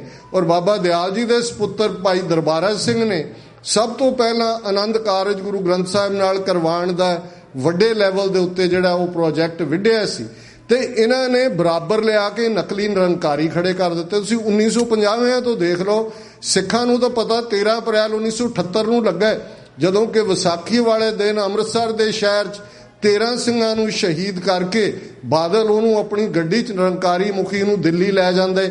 ਔਰ ਇਹ ਉਹੀ ਪੀਰੀਅਡ ਹੈ, ਉਹ ਨਕਲੀ ਨਿਰੰਕਾਰੀ ਹੋਣ, ਰਾਧਾ ਸੁਆਮੀ ਹੋਣ, ਆਸ਼ੂਤੋਸ਼ੀਏ ਹੋਣ ਔਰ ਇਹ ਸੌਦਾ ਸਾਧ ਔਰ ਦੂਸਰਾ ਸਾਰੇ ਇਹਨੂੰ ਮੈਂ ਅਕਸਰ ਬਾਬਾ ਵਾਰਫੇਅਰ ਕਹਿੰਦਾ। ਜਿਵੇਂ ਨਿਊਕਲੀਅਰ ਵਾਰਫੇਅਰ ਦਾ ਡਰ ਹੈ ਕਿ ਇੰਡੀਆ ਪਾਕਿਸਤਾਨ ਚਾਈਨਾ ਜੇ ਟਕਰਾਅ ਹੋਇਆ ਤੇ ਨਿਊਕਲੀਅਰ ਵਾਰਫੇਅਰ ਹੋਏਗਾ, ਮੈਂ ਕਿਹਾ ਜੀ ਇਹ ਗੁਰੂ ਗ੍ਰੰਥ ਸਾਹਿਬ ਦੀ ਗੁਰਤਾ ਨੂੰ ਡਾਇਲੂਟ ਕਰਨ ਲਈ ਏਜੰਸੀਆਂ ਨੇ ਬੜੀ ਸਿਸਟਮੈਟਿਕਲੀ ਇਹ ਬਾਬਾ ਵਾਰਫੇਅਰ ਸਿੱਖਾਂ ਤੇ ਥੋਪੀ ਹੈ। ਔਰ ਕੋਈ ਇਮੈਜਿਨ ਕਰ ਸਕਦਾ ਵੀ ਇਸ ਲੈਵਲ ਦਾ ਬੰਦਾ ਸੌਦਾ ਸਾਧ 10ਵੀਂ ਫੇਲ, ਜਿਹਦਾ ਕੋਈ ਆਧਾਰ ਨਹੀਂ, ਸੈਂਕੜਿਆਂ ਡੇਰੇ, millions of followers, guns, security, ਸਾਰੀ ਇਆਸ਼ੀ ਦੇ ਅੱਡੇ, ਔਰ ਇੰਡੀਅਨ ਇੰਟੈਲੀਜੈਂਸ ਏਜੰਸੀਆਂ ਨੂੰ ਪਤਾ ਨਹੀਂ ਹੈ। ਤੇ ਜੇ ਤੁਸੀਂ ਦੇਖੋ ਜਿੱਥੇ ਜਿੱਥੇ ਇਹਦੀ ਫਾਲੋਅਰ ਬੈਲਟ ਹੈ, ਪੰਜਾਬ, ਹਰਿਆਣਾ, ਚੰਡੀਗੜ੍ਹ, ਰਾਜਸਥਾਨ, ਉਹ ਸਾਰੀ ਸਿੱਖ ਬੈਲਟ ਹੈ। ਇਮੈਜਿਨ ਕਰੋ ਕਿ ਇਸ ਪਖੰਡੀ ਨੂੰ ਕੋਈ ਸਿੱਖ ਨੌਜਵਾਨ ਸਜ਼ਾ ਯਾਫਤਾ ਕਰਦਾ ਜਾਂ ਸਲਾਬਤਪੁਰੇ ਜੋ ਉਹਨੇ 10ਵੇਂ ਪਾਤਸ਼ਾਹ ਦਾ ਸਾਂਗ ਰਚਿਆ ਉਸ ਕੇਸ 'ਚ ਫੈਸਲਾ ਆਉਂਦਾ। ਇਹ ਪ੍ਰਬੰਧ ਤਾਂ ਉਹਨਾਂ ਨੇ ਸਿੱਖਾਂ ਲਈ ਕੀਤਾ ਹੋਇਆ ਸੀ। ਉਹਨਾਂ ਨੇ ਆਲਰੇਡੀ ਇਹ ਮਿੱਥਿਆ ਹੋਇਆ ਕਿ ਆਉਣ ਵਾਲੇ ਪੀਰੀਅਡ 'ਚ ਉਹਨਾਂ ਨੂੰ ਫੌਜ ਲਾ ਕੇ ਪੰਜਾਬ 'ਚ ਸਿੱਖ ਮਾਰਨ ਦੀ ਲੋੜ ਨਹੀਂ ਹੈ, ਜਿਨ੍ਹਾਂ ਨੂੰ ਤੱਲਣ ਦੀਆਂ ਘਟਨਾਵਾਂ ਦਾ ਪਤਾ ਹੈ। ਔਰ ਉਸ ਤੋਂ ਬਾਅਦ ਕੀ ਹੋਇਆ ਸਾਰੇ ਪਾਸੇ, ਆਸਟਰੀਆ ਦੀ ਘਟਨਾ ਤੋਂ ਬਾਅਦ ਦੁਆਬੇ ਦੇ ਵਿੱਚ ਕੀ ਹੋਇਆ, ਉਹ ਬੜੀ ਚੰਗੀ ਤਰ੍ਹਾਂ ਸਮਝ ਸਕਦੇ ਨੇ। ਇਹ ਬੜੀ ਕਲੀਅਰ ਏਜੰਸੀਆਂ ਦੀ ਗੇਮ ਹੈ।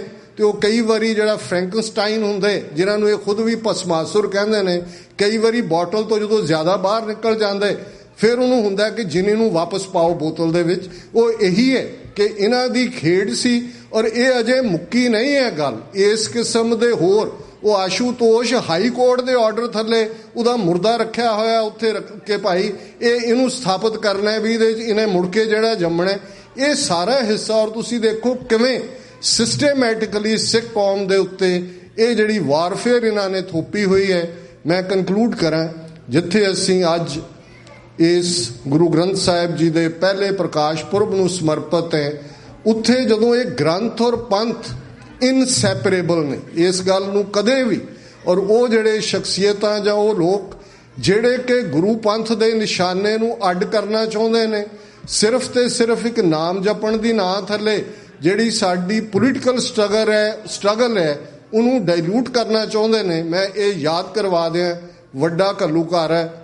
ਇੱਕ ਦਿਨ ਦੇ ਵਿੱਚ ਲਗਭਗ ਅੱਧੀ ਸਿੱਖ ਕੌਮ, ਗਿਣਤੀ 30 ਤੋਂ 50 ਹਜ਼ਾਰ ਤੱਕ ਆਉਂਦੀ ਹੈ, ਉਹ ਸ਼ਹੀਦ ਹੋ ਜਾਂਦੇ ਨੇ। ਔਰ ਜਿਹੜੇ ਸਰਵਾਈਵਰ ਨੇ ਉਹਨਾਂ ਚੋਂ ਵੀ ਕੋਈ ਵੀ ਐਸਾ ਨਹੀਂ ਹੈ ਜਿਹਦੇ ਸਰੀਰ ਤੇ ਫੱਟ ਨਾ ਹੋਏ। ਸਰਦਾਰ ਜੱਸਾ ਸਿੰਘ ਆਹਲੂਵਾਲੀਆ ਜਿਹੜੇ ਉਸ ਵੇਲੇ ਦਲ ਖਾਲਸਾ ਦੇ ਮੁਖੀ ਸਨ, ਉਹਨਾਂ ਦੇ ਸਰੀਰ ਤੇ ਵੀ 22 ਫੱਟ ਨੇ। ਔਰ ਉਸ ਸ਼ਾਮ ਜਦੋਂ ਕਿ ਘੇਰੇ ਚੋਂ ਨਿਕਲ ਗਏ, ਸੇਫ ਥਾਂ ਤੇ ਆਏ, ਰਹਿਰਾਸ ਦਾ ਵਕਤ ਹੋਇਆ, ਸਾਰੇ ਚਾਰ ਚਫੇਰੇ ਦੇਖ ਰਹੇ ਨੇ। ਔਰ ਵੱਡੀ ਗਿਣਤੀ 'ਚ ਬੀਬੀਆਂ, ਬੱਚੇ, ਬਜ਼ੁਰਗ ਮਾਰੇ ਗਏ ਸਨ। ਜੈਨੋਸਾਈਡ ਅਸੀਂ ਕਹਿੰਦੇ ਹੀ ਉਹਨੂੰ।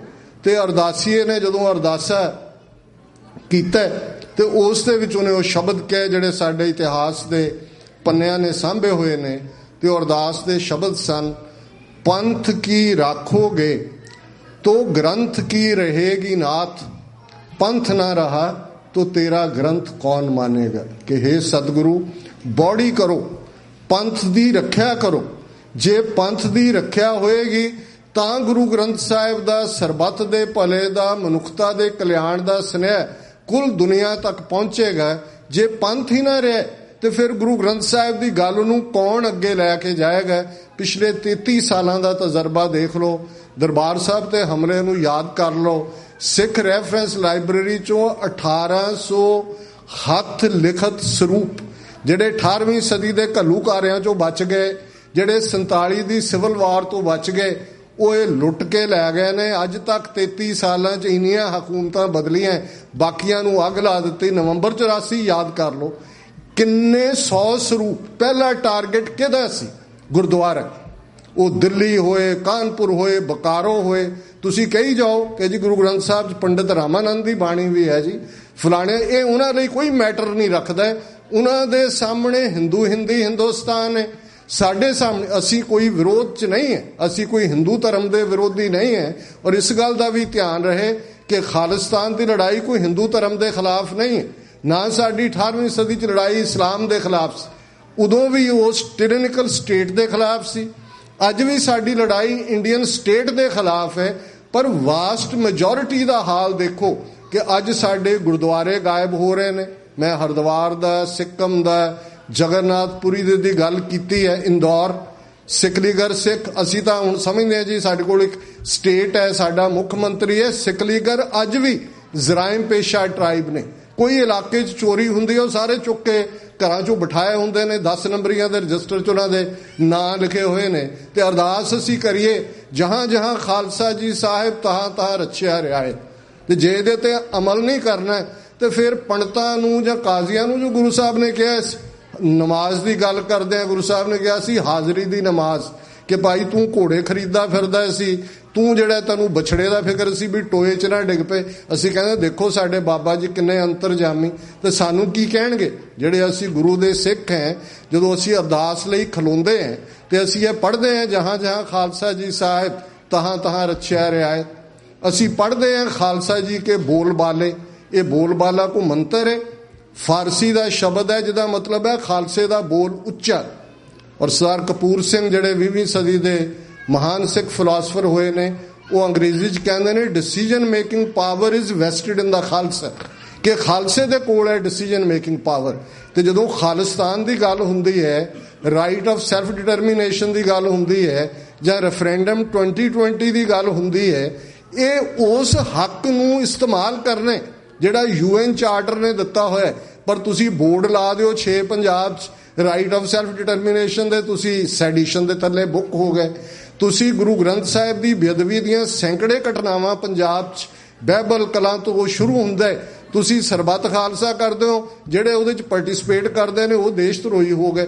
ਫਿਰ ਤੁਸੀਂ ਕਹੋ ਜੀ ਨਹੀਂ ਨਹੀਂ ਉੱਥੇ ਤਾਂ ਬਹੁਤ ਵਧੀਆ ਹੈ ਜੀ, ਜ਼ਮੀਨਾਂ ਦੀ ਕੀਮਤ ਬੜੀ ਹੈ, ਉੱਥੇ ਤਾਂ ਕੋਈ ਖਾਲਿਸਤਾਨ ਮੰਗਦਾ ਨਹੀਂ ਜੀ। ਤੁਸੀਂ ਉੱਥੇ ਪੁੱਛਿਆ ਲੋਕਾਂ ਨੂੰ? ਸੋ ਕੁੱਲ ਮਿਲਾ ਕੇ ਮੈਂ ਸਮਝਦਾ ਵੀ ਇਹ ਸਾਡੇ ਜ਼ਿੰਮੇ ਹੈ, ਬਾਹਰ ਬੈਠੇ ਸਿੱਖਾਂ ਦੇ ਕੋਲ, ਡਾਇਸਪੋਰਾ ਸਿੱਖਾਂ ਦੇ ਕੋਲ। ਲੋਕ ਡਰ ਦੇ ਥੱਲੇ, ਉਹ ਗੁਰੂ ਸਾਹਿਬ ਨੇ, ਗੁਰੂ ਨਾਨਕ ਸਾਹਿਬ ਨੇ ਬਾਣੀ 'ਚ ਹੀ ਯਾਦ ਕਰਵਾਇਆ ਕਿ ਗੁਲਾਮੀ ਕੀ ਹੁੰਦੀ ਹੈ। ਸੱਭਿਆਚਾਰ ਜਦੋਂ ਡੋਮੀਨੇਟ ਕਰਦੇ ਨੇ, ਘਰ ਘਰ ਮੀਆਂ ਸਭਨਾ ਜੀਆਂ ਬੋਲੀ ਅਵਰ ਤੁਹਾਰੀ, ਲੈਂਗੁਏਜ ਬਦਲ ਜਾਂਦੀ ਹੈ, ਪਹਿਰਾਵਾ ਬਦਲ ਜਾਂਦਾ ਹੈ। ਨੀਲ ਬਸਤਰ ਪਹਿਰ ਹੋਵੇ ਪ੍ਰਵਾਨ, ਮਲੇਸ਼ ਧਾਨ ਦੇ ਪੂਜੇ ਪੁਰਾਣ, ਪਹਿਰਾਵੇ ਉਹਨਾਂ ਵਾਲੇ ਹੁੰਦੇ ਨੇ। ਖਾਣਾ ਭਾਖਿਆ ਕਾ ਕੁੱਠਾ ਬੱਕਰਾ ਖਾਣਾ, ਚੌਂਕੇ ਉੱਪਰ ਕਿਸੇ ਨਾ ਜਾਣ। ਇਹ ਤੁਸੀਂ ਕਹੀ ਜਾਓ ਵੀ ਮਲੇਸ਼ ਨੇ, ਪਰ ਕਲਮਾ ਪੜ੍ਹ ਕੇ ਉਹਨਾਂ ਦਾ ਤਿਆਰ ਕੀਤਾ ਹਲਾਲ ਲੈ ਕੇ ਤੁਸੀਂ ਖਾਂਦੇ ਹੋ। ਇਹ ਗੁਲਾਮੀ ਦੀ ਨਿਸ਼ਾਨੀ ਹੈ। ਅੱਜ ਤੁਸੀਂ ਦੇਖੋ ਬੰਬੇ 'ਚ ਨਿਕਲ ਰਿਹਾ ਗਣਪਾ ਮੋਰੀਆ, ਅੱਗੇ ਅੱਗੇ ਪੱਗਾਂ ਆੜੇ ਤੁਰੇ ਹੋਏ ਨੇ, ਹੱਥ 'ਚ ਮੌਲੀ ਦੇ ਧਾਗੇ ਬੰਨੇ ਹੋਏ ਨੇ। ਸਾਰੇ ਵਜ਼ੀਰ ਦੇਖ ਲਓ ਪੰਜਾਬ ਦੇ, ਸਣੇ ਚੀਫ ਮਿਨਿਸਟਰ ਦੇ।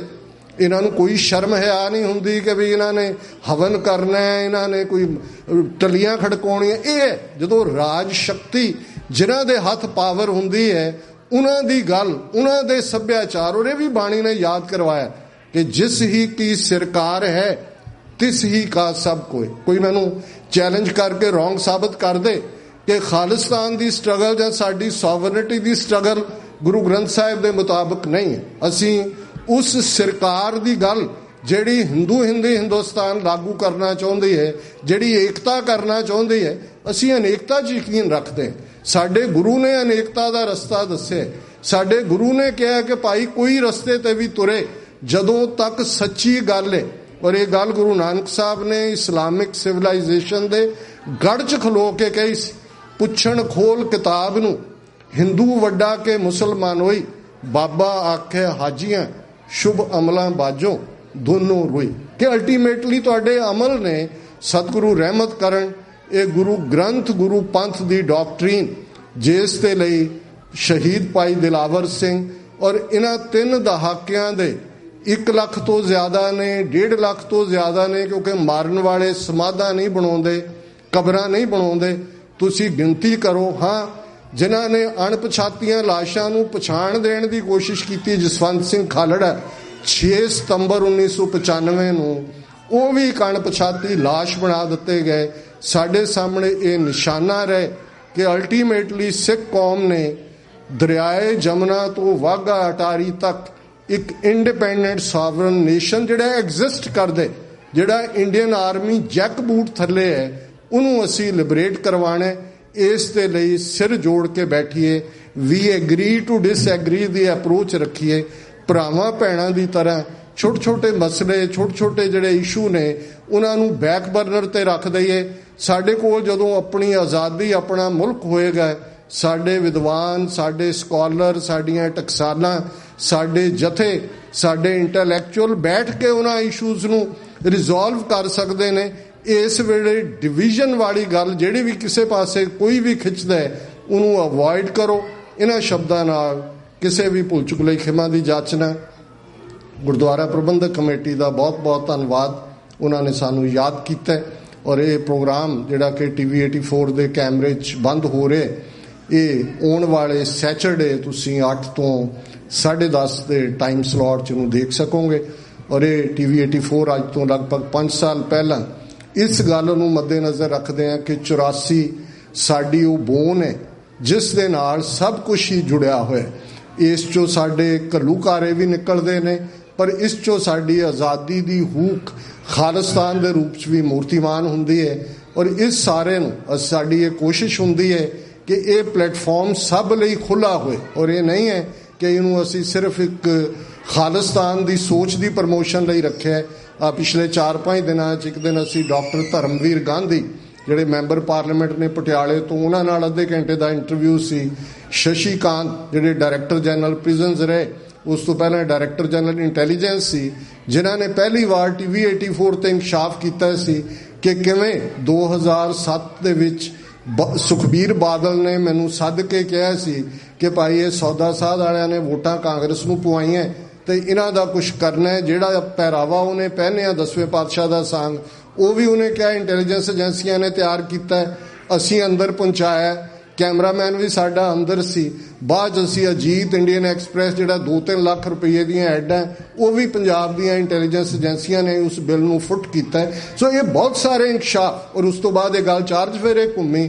ਅੱਜ ਦੇ ਪੀਰੀਅਡ 'ਚ ਮੀਡੀਆ ਇੱਕ ਉਹ ਵੈਪਨ ਹੈ ਜਿਹੜਾ ਕਿ ਮੋਸਟ ਪਾਵਰਫੁਲ ਵੈਪਨ ਹੈ। ਬਹੁਤ ਸਾਰੀਆਂ ਲੜਾਈਆਂ ਅੱਜ ਮੀਡੀਆ 'ਚ ਹੀ ਲੜੀਆਂ, ਜਿੱਤੀਆਂ ਹਾਰੀਆਂ ਜਾਂਦੀਆਂ ਨੇ। TV 84 ਇੱਕ ਆਵਾਜ਼ ਬਣ ਕੇ ਉੱਭਰਿਆ, ਜਿੱਥੇ ਅਸੀਂ ਟਾਈਮ ਵਾਰਨਰ ਜਿਹੜਾ ਹੁਣ ਸਪੈਕਟਰਮ ਹੈ, ਔਰ ਬੈਲ 5 ਕੈਨੇਡਾ, ਤੁਹਾਡੇ ਜਿੰਨੇ ਰੋਕੂ, ਜਾਦੂ, ਜਿੰਨੀ ਡਿਵਾਈਸਿਸ ਨੇ ਉਹਨਾਂ ਦੇ ਉੱਤੇ ਵੀ ਹੈ। ਔਰ ਇਸ ਦੇ ਨਾਲ ਦੀ ਨਾਲ ਫੇਸਬੁੱਕ ਦੇ ਉੱਤੇ ਵੀ ਜਿਹੜੇ ਸਾਡੇ ਸ਼ਾਮ ਦੇ ਪ੍ਰੋਗਰਾਮ ਹੁੰਦੇ ਨੇ 8 ਤੋਂ 9, ਇੱਕ ਸੱਚੋ ਸੱਚ ਪ੍ਰੋਗਰਾਮ ਮੰਡੇ ਥਰੂ ਫਰਾਈਡੇ ਹੁੰਦਾ, ਉਹ ਲਾਈਵ ਹੁੰਦਾ। ਔਰ ਅਸੀਂ 4-5 ਮਹੀਨੇ ਤੋਂ ਹੀ ਸ਼ੁਰੂ ਕੀਤਾ ਹੈ। ਇਸ ਵੇਲੇ ਲਗਭਗ 1 ਲੱਖ ਲਾਈਵ ਲਾਈਕਸ ਨੇ ਉਸ ਪ੍ਰੋਗਰਾਮ ਦੀਆਂ, ਕਿਉਂਕਿ ਇਹ ਇੱਕ ਆਵਾਜ਼ ਜਦੋਂ ਤੱਕ ਇੰਡੀਆ 'ਚ ਪੇਜ ਬੈਨ ਨਹੀਂ ਹੁੰਦਾ, ਪੰਜਾਬ ਤੋਂ ਲੈ ਕੇ ਸਾਰੇ ਸਾਊਥ ਏਸ਼ੀਆ 'ਚ ਵੱਡੀ ਗਿਣਤੀ 'ਚ ਭਰਾ ਭੈਣਾਂ ਉੱਥੇ ਇਹਨੂੰ ਜੁਆਇਨ ਕਰਦੇ ਨੇ। ਸੋ ਅਸੀਂ ਤੁਹਾਡੇ ਤੋਂ ਤਵੱਕੋ ਵੀ ਕਰਦੇ ਹਾਂ ਕਿ ਇਹ ਇੱਕ ਵੱਡੇ ਪ੍ਰੋਜੈਕਟ ਦਾ ਕੰਮ ਹੈ। ਲਗਭਗ $30,000 ਮਹੀਨੇ ਦਾ ਇਸ ਦਾ ਐਕਸਪੈਂਸ ਹੈ, ਔਰ ਅਲਟੀਮੇਟਲੀ ਸਾਡੇ ਕੁਝ ਫੈਸਲੇ ਨੇ। ਕੋਈ ਮੰਤਰੀ ਜੰਤਰੀ ਤੰਤਰੀ ਦੀ ਐਡ ਨਹੀਂ ਹੁੰਦੀ। ਔਰ ਜਿੰਨੀਆਂ ਅਖਬਾਰਾਂ ਤੁਸੀਂ ਦੂਸਰੀਆਂ ਤੀਸਰੀਆਂ ਦੇਖੋਗੇ, ਅੱਜ ਸਿੱਖਾਂ ਦਾ ਵੱਡਾ ਹਿੱਸਾ ਹੈ ਮੰਤਰ ਜੰਤਰ ਤੰਤਰ ਵਾਲਿਆਂ ਦੇ ਹੀ ਹਵਾਲੇ ਹੈ। ਔਰ ਇਸ ਸਭ ਨੂੰ ਵਪਾਰੀ ਵੀ ਅਸੀਂ ਰੱਖਿਆ ਹੋਇਆ ਹੈ ਵੀ ਕੋਈ ਵੀ ਜਿਹੜਾ ਐਂਟਾਈ ਪੰਥਕ ਸੋਚ ਹੈ ਉਸ ਨੂੰ ਕੋਈ ਪ੍ਰਮੋਸ਼ਨ ਨਹੀਂ ਹੈ।